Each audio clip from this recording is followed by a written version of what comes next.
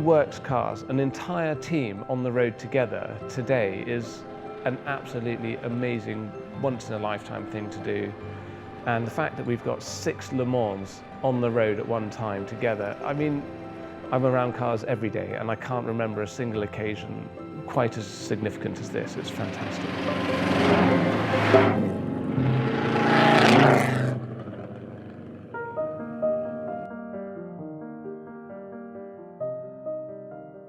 My name is Angus McCarrick. I'm the head of sales here at the Classic Motor Hub, and today we are fantastically lucky to be driving the works Aston Martins LM8, 9 and 10.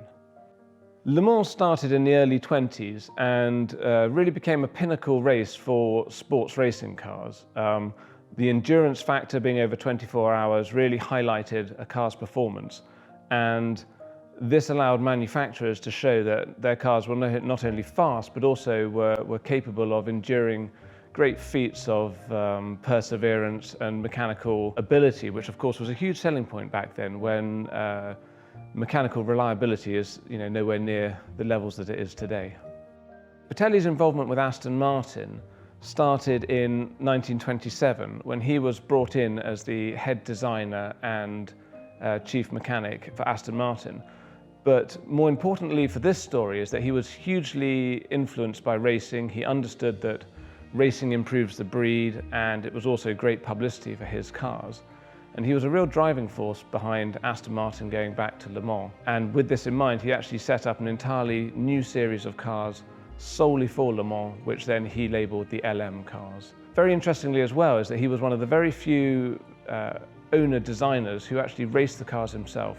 He was in the seat, he knew what made these cars work, he knew what their requirements were and how to improve them year on year. So every year he was making the improvements based on his own first-hand knowledge of driving at Le Mans, at Brooklands and at the other races. Bertelli didn't want to take the factory cars away from the production cars so far that they had no relevance to what he was trying to sell in the showroom. So with this in mind, he always tried to keep the race cars based around using similar components to the cars that were in their road cars. This meant that when they come into the showroom, he could say this was the engine or this was the design that we ran at Le Mans, and which is actually winning silverware at Brooklands.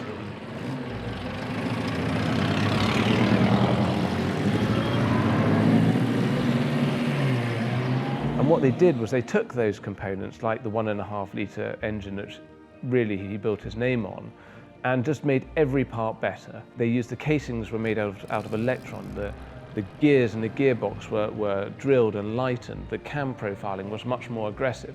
But they didn't want to take it so far away that it wasn't recognisable to the people who were buying the cars from them.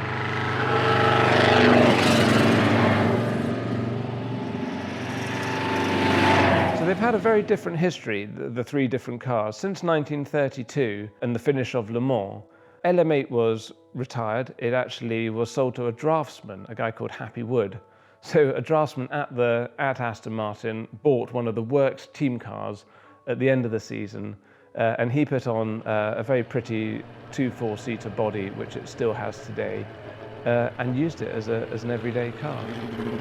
LM9 and 10 actually returned to Le Mans in 1933, both successfully, and between the 3 cars that we've got here today, LM8 running in 32, LM9 running in 32 and 33, and LM10, which ran in 32, 33 and 34. That's a total of 6 Le Mans between the 3 cars that we've got here today, which is quite incredible.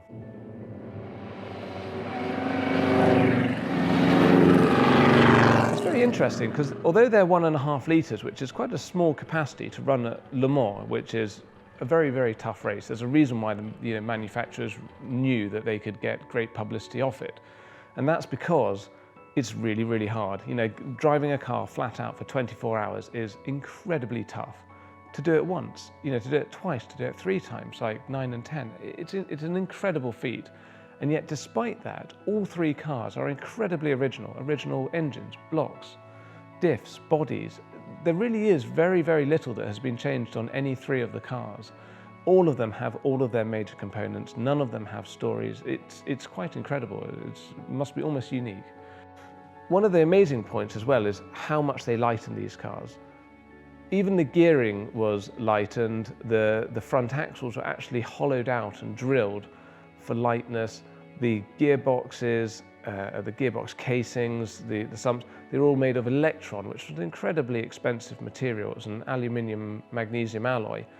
All of them retained their originality. They've all got their original parts. It really is amazing. And I think that's what adds to the experience. If you're driving a car which has been hugely restored, hugely modified, has had a very, very long racing career and it's been destroyed and crashed, it does perhaps lose some of that. Today we really were driving the cars as they were in 1932. There's a wonderful freedom of driving a pre-war car. They're so open, it's more like riding a motorcycle than it is driving a car. You're in the elements, you get the wind, you've got everything around you. You can hear the noise of the gearbox, which is right beside you. It's not hidden under a transmission tunnel, it's literally in the cockpit with you. And that has such a wonderful sort of feeling of freedom. And the speed, which, although is still very respectable by modern terms, it's not a supercar, but you feel every mile an hour you're doing because you've got the wind and the smell and the noise. And yeah, it's just an incredible visceral feeling, which, you know, nowadays people look at retro cars to try and get that, but actually this is the real thing, and there's nothing like it. There really is nothing like driving a pre-war car quickly and enjoyably.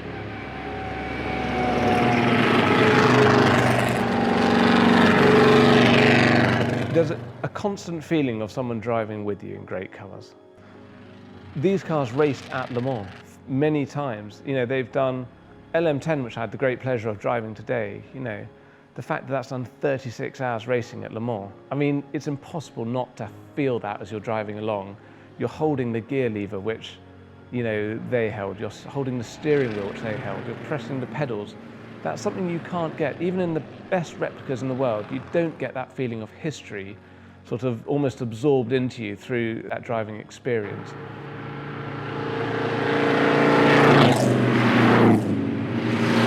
And you really get to experience what they did when you turn in and you get that feeling of lightness in the steering, and when you change gear, and it's wonderful. There really is a great feeling of history and responsibility. But at the end of the day, it's an absolute joy, you know, it's an absolute pleasure.